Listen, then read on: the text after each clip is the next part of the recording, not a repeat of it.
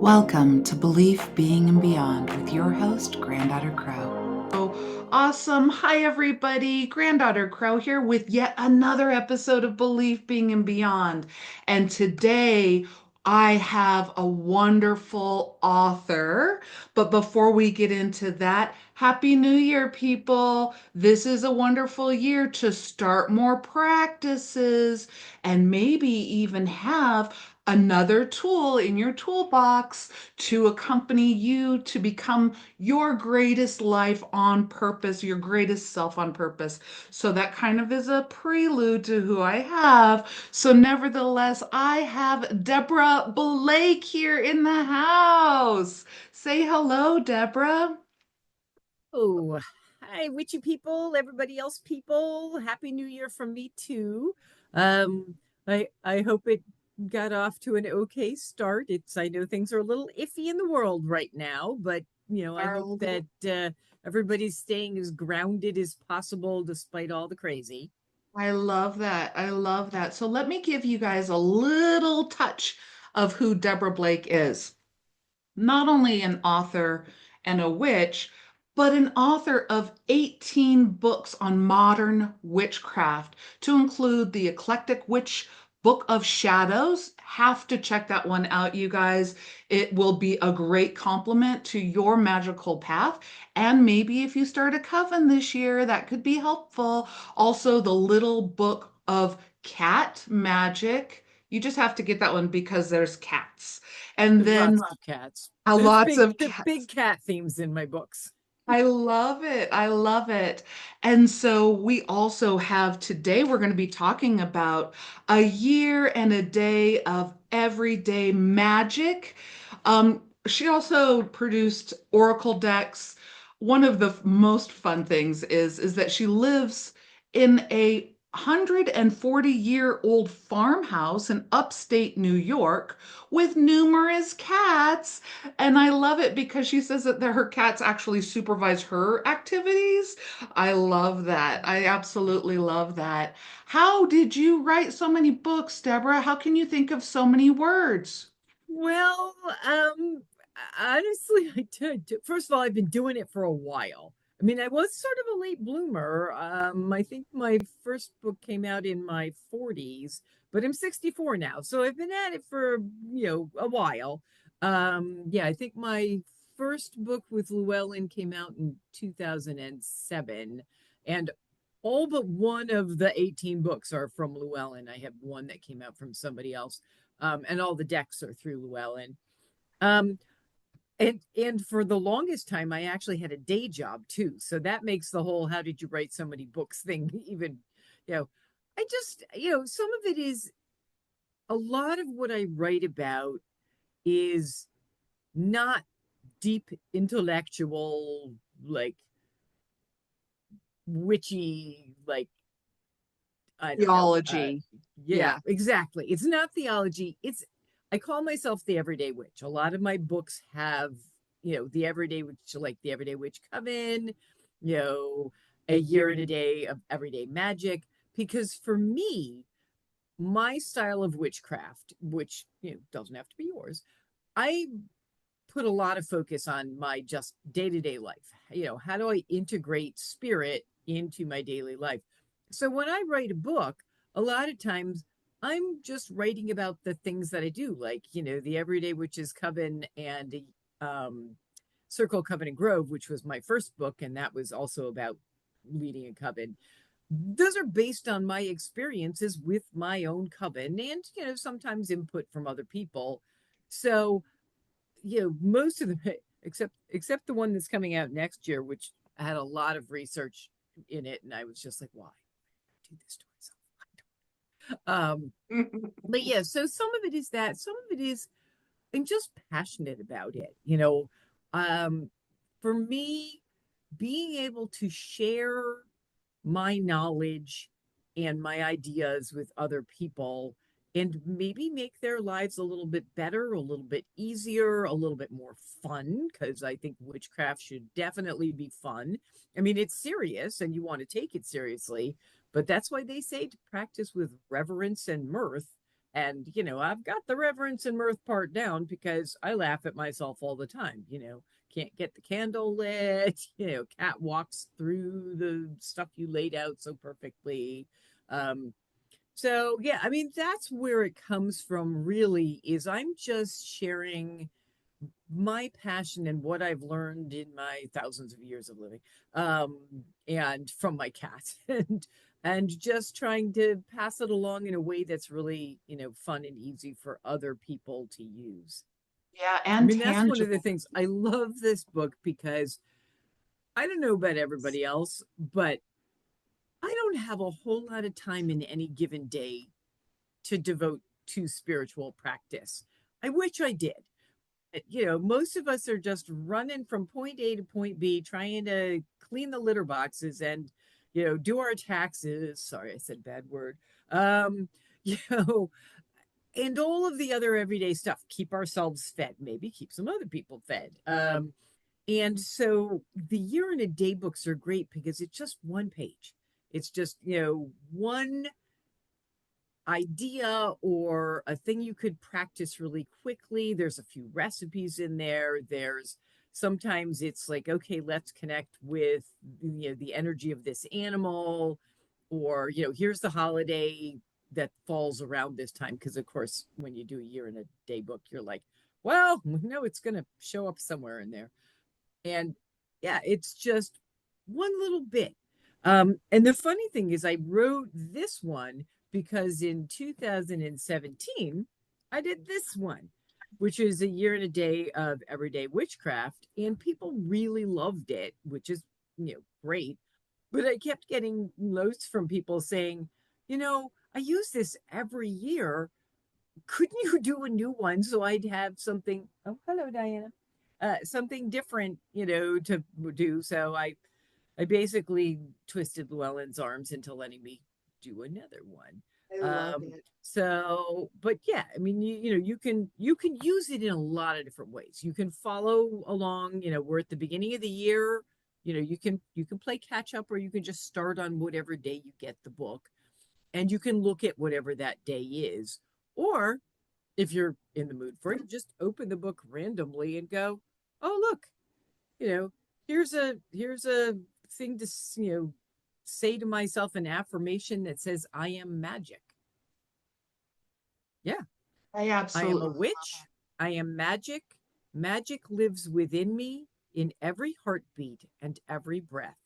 I am a witch and I am magic.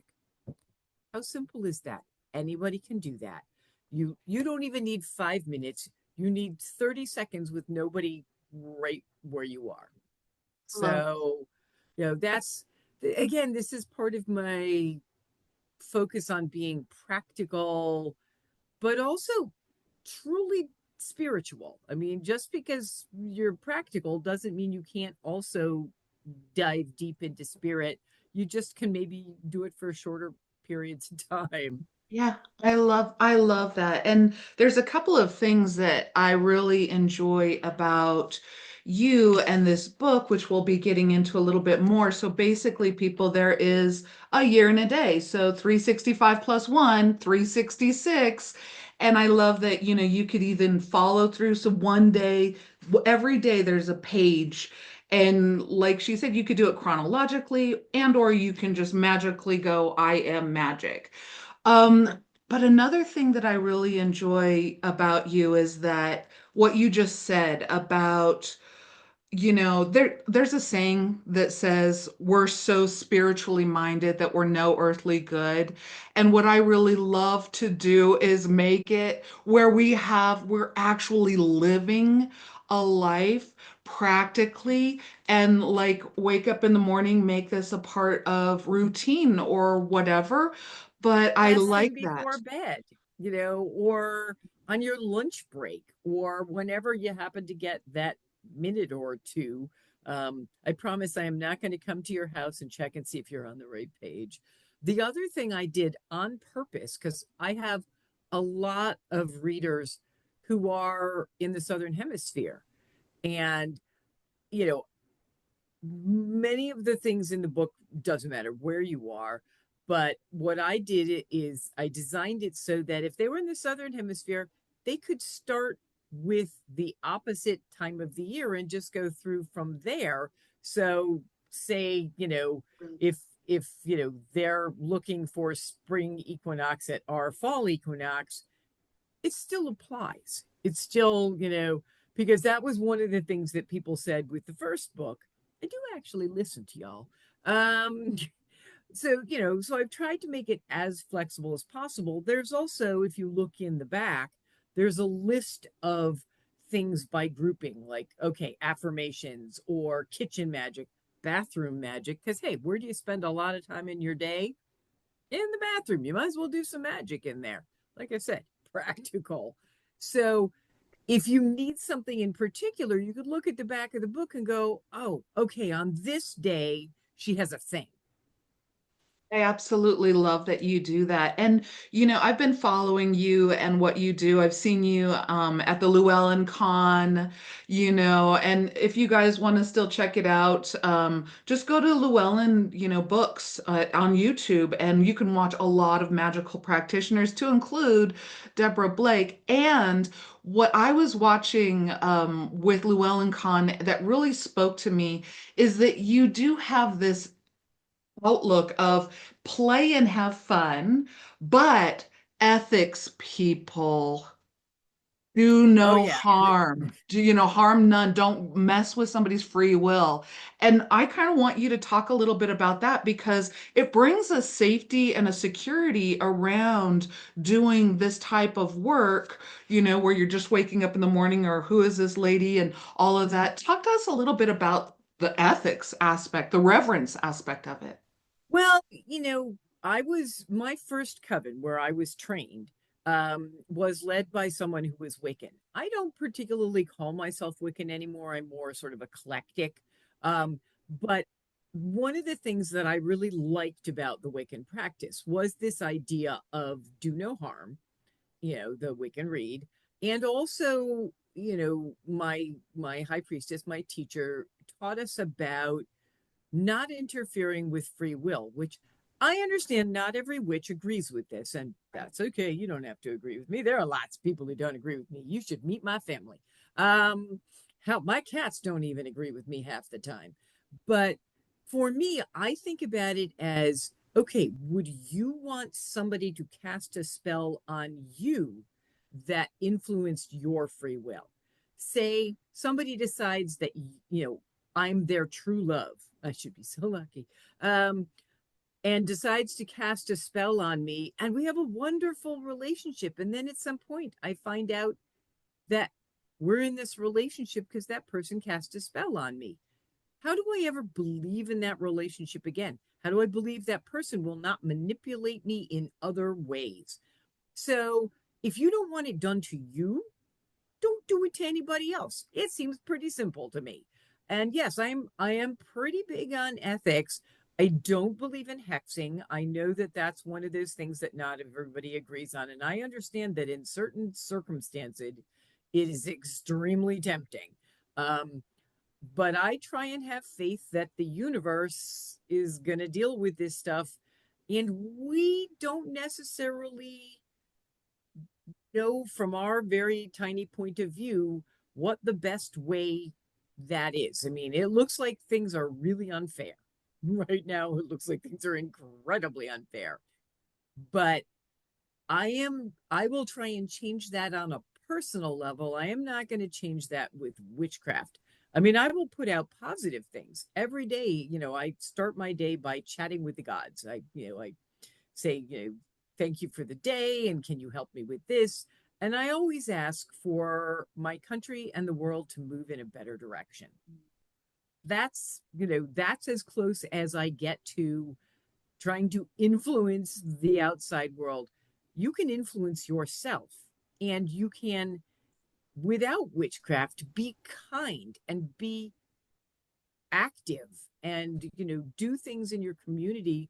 I support my local shelter. I sign a lot of petitions. I occasionally join a little march, but I'm not going to try and influence other things with magic other than putting out my energy and hoping that enough other people will want the same things that I want, put out enough energy to counter the negative energy. But yeah, I am very much a do no harm kind of witch, because I do believe it will come back and bite you in the butt. And besides, it's just wrong. You know, it's, do unto others as you would have them do unto you. We didn't make that up, but it still works. I grew up Jewish. So, that was one of the things that I heard. And it makes sense to me. Ethics are not about being perfect. None of us are perfect. Um, Ethics are about doing the best you can in an imperfect world. Love that. I love that. And again, it takes responsibility to put yourself in action. And, if you want to change the world, start within. All of those ring true. Yeah, And start so, within, start local, start small, and yeah, walk your talk. That's one of the things many of my books, like especially my most popular book I've ever written, which was my third one, I think. So it's a long time ago, is The Goddess is in the Details. And that's all about integrating your spiritual life with, you know, your everyday life. But one of the things that I talk about is how really being a witch is about walking your talk. love If that. if the earth is of value to you, if you look at the earth as your mother, which I do, then treat the earth well. You know, recycle things. There are a lot of I have a compost heap because I have a garden. Um, I try not to use anything more than I need to use. Doesn't Right. always work. Um, but crystals are recyclable, so they don't count. Um, Crystals don't count. no, crystals don't count. They're rocks. They were there anyway. I didn't, make more. I just acquired them. Just acquired them. Yeah. They just showed up at my house. They followed me home, sort of like the cats. I love that. So if you're Another thing, enjoying the Belief Being and Beyond podcast and would like to support it, I'm on Patreon. Just go to Patreon, Granddaughter Crow, or you can find it at granddaughtercrow.com. Thank you so I much. Love that. Another thing is that when we talk about, then let's talk about that fun side. As I'm flipping through here, it's not just about like meditations and or an incantation. Bubble magic? Talk to one of us. my What is bubble magic? Talk to it us is about this. it is so simple and it's so easy. And when you think about it, you're going to be like, why didn't I think of this myself? This is so easy and makes sense. Um, one year my group Blue Moon Circle and I were doing summer solstice, and I wanted to do something where we were sending our wishes and hopes out into the world. And I found these tiny little vials of bubbles. They were actually in the wedding section. They had little hearts on top of them. They were very sweet. You're supposed to hand them out to your guests, I guess, instead of rice. But so everybody got a little vial of bubbles, and we all said some sort of spell, and then we blew this combination of water and air that had our personal breath in it out into the universe and sent our wishes out to the gods. So fast, so easy. And you could be blowing bubbles on your lawn. Nobody knows you're doing witchcraft. They just think you're out there blowing bubbles on your lawn. It's also, if you are raising pagan children, which, some of the women in my group have done that. We've been together so long that pagan children are now pagan adults. But, but you can do that kind of magic with your children because they understand it. You can say, blow your wish into this bubble and we're going to send it out to the goddess. They'll get that. It's really simple. And you can also say you have grief or anger or anything else you want to get rid of, blow it into a bubble and send it out. Just say, I'm letting go of this. Ooh. I love that. I absolutely love that. So, for our listening audience to find out more about Deborah Blake and everything that she has to offer, it's just www.deborahblakeauthor.com. And So, that's Deborah the long biblical way, Deborah the not Long Deborah, it's Biblical, Deborah. Deborah, Deborah, Deborah. I love it. Yeah, I mean, if you Google me, Great. I'm It'll come up. everywhere. I'll show up. And, on my website, it's got links to all of the places online, all the books. So if you're curious about the other books, you can look them up and go, oh, yeah, that one looks like it would be for me. Or why would I want to read that? Not that you'd say that. And I you can love see the it. decks and all that kind of groovy I stuff. absolutely love that. So that's another thing is that sometimes witchy books will just come out and only talk about peace and joy and love, which I love, right? But Deborah goes into, oh, let's figure out how to go through depression. Let's figure out how to, so you're not shy on those topics. I'm not, in part because that's my life. I mean, I wrestle with depression like so many people do, especially in the last bunch of years. Um, I have chronic illness, so I wrestle with pain and frustration and all of the other things that, you know, this is everyday life. An everyday witch doesn't just live in a pretty little like castle, wave a wand and go, "Ooh, life is perfect." No, we have rough times. And one of the great things for me about witchcraft is how it can help you get through those rough times. It can't necessarily fix everything with a spell. I wish it could, Right. you know, but I would be way wealthier. I'm just saying. Um, but it can it can help you cope. It is as you said at the beginning, it is a tool. And we have tools in our toolbox that non-witchy people do not necessarily have. I mean, some people who have spiritual paths have their own form of those tools, which are just as good as ours. I'm like, you do you. As long as you're not trying to make me do you, I'm fine with it. Um, but yeah, if you can use a spell or an affirmation or, make yourself like a magical sachet you can tuck under your pillow using herbs that are appropriate and maybe smell yummy. Um, all of those things can help you deal with everyday life. One of my favorite books that I wrote again very early on um, was the let's see, the Everyday Witch A to Z book of spellcraft, and I had books for spells in there for things that you don't normally find in a spell book. I had books for I think I had one for potty training because people need that stuff. I had my very favorite one is for jerk avoidance Ooh, because who yeah, well that's my fun one because it's actually done in the style of Dr. Seuss. So it's a very amusing spell to say, but it actually helps if you're going to go to a convention or if you're going to be say at a family event and there's some people in your family that maybe you don't get along with as well and have opinions that you'd rather not listen to again, you can say the jerk avoidance spell. So yeah, practical, fun, and it is fun to say. I mean, it's just one of those spells. But yeah, I life is not all um, blowing bubbles. I wish it were. So it's right. good to be able to focus on ways to use the tools you already have to help you deal with the crap that life throws at us on a fairly regular basis. I love it. I love it. Again, it's grounding.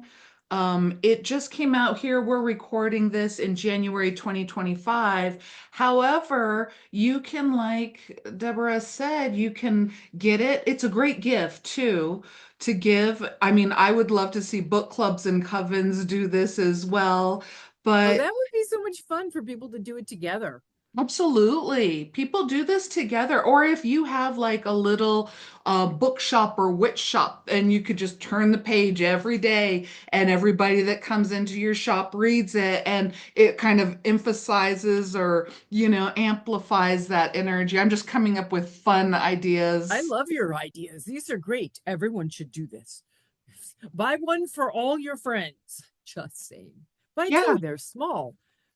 Buy the new one, buy the old one. They look so pretty together I do. because they have cats. I'm just saying. I know. I absolutely love it. And it's so much fun. I mean, I even looked up my birthday and just like looked up my husband's birthday and I'm like, I don't know what it oh, says on my birthday. Oh, my birthday is how does witchcraft improve your life? Okay, there you go. Apparently it's by writing books about witchcraft. I absolutely love it. So there's so many ways to have fun with this book. And if you're watching this in the future, maybe 2026, 2027, it's fine. It's magic. It wasn't written only for 2025. Oh yeah. This, No, there's dates on there, but there's not like it's not tied to anything. And like I said, people have been using this first one for years waiting for me to come out with the second one. yeah. So, and you can switch back and forth between the two of them. If you have them both, you can look at what's on the day and go, okay, today I want to do the thing out of book A. Tomorrow I'll do the thing out of book B. I absolutely love that. It's You all guys, about being flexible. Yeah, yeah, one of the things in my books I say over and over again is as long as you are not hurting yourself or anybody else, there is no wrong way to practice witchcraft. Whatever way works for you is the right way to practice witchcraft if you're you. You're not me, you're not her. You're you and if you never want to say a spell, don't say a spell. There's no rule that says you have to do spells. If you don't want to have a garden, grow your own herbs, again, nobody's going to make you. right. Well, I might, but There is how to grow a moon garden in this book. So it's a suggestion, people, it's a suggestion. So a year and a day of everyday magic, which witchify your life with a daily dose of magic by Deborah Blake. Deborah, is there anything final that you want to share that kind of inspires you that you want to share with the Belief Being and Beyond audience? I guess for me, the whole thing is putting your best self forward every day. And that doesn't necessarily mean you are going to save the world. You may not even be able to save your burnt toast, but whatever it is you do it to the best of your ability. Try and focus on the positive. I know that's hard. Sometimes the best thing you can do, but I have days where I go, well, I'm not in the middle of a flood. It's like it's still sort of positive. Yes, it's pouring out, but the flowers are going to come out. That's great. Um, but I think it is allowing yourself to be your own best human being, your own best witch, your own best whatever it is you identify as to the best of your ability.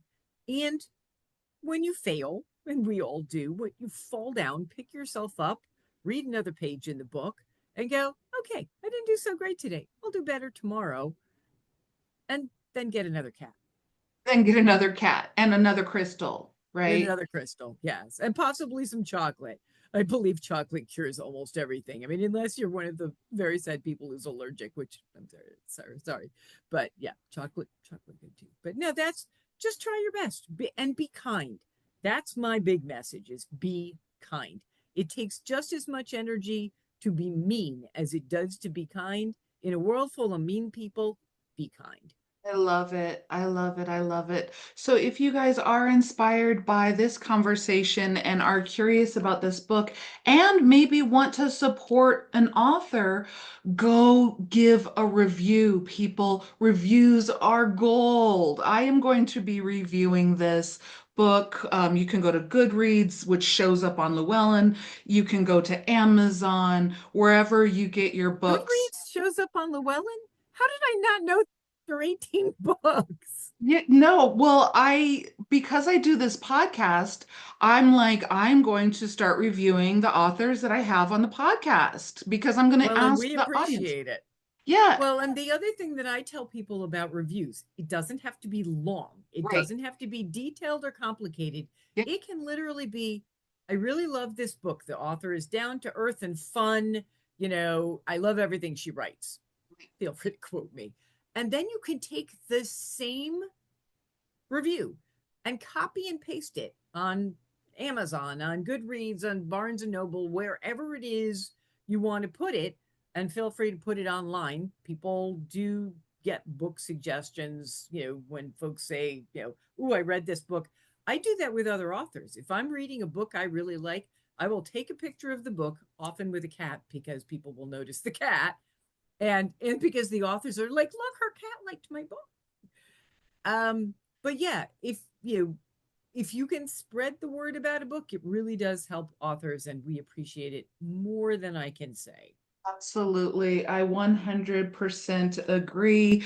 So, with that, thank you, thank you, thank you for listening to yet another episode of Belief Being and Beyond. If you're watching this on YouTube, like, subscribe, hit the notification buttons. Lots more to come. You can hear this on Spotify, Apple, wherever you get your podcasts. And if you are listening on Spotify, Apple, wherever you get your podcasts, you can text the show. Yeah, you can text the show from your phone. I will only see the last four digits of it. You can text me from around the world and I will get it. And you can comment about what you saw or maybe even suggestions for future. So Deborah, thank you so much for taking the time to spend with us. I really appreciate you. Have a wonderful 2025. Thank you, and thank you for having me. I appreciate you. Aw, I love it.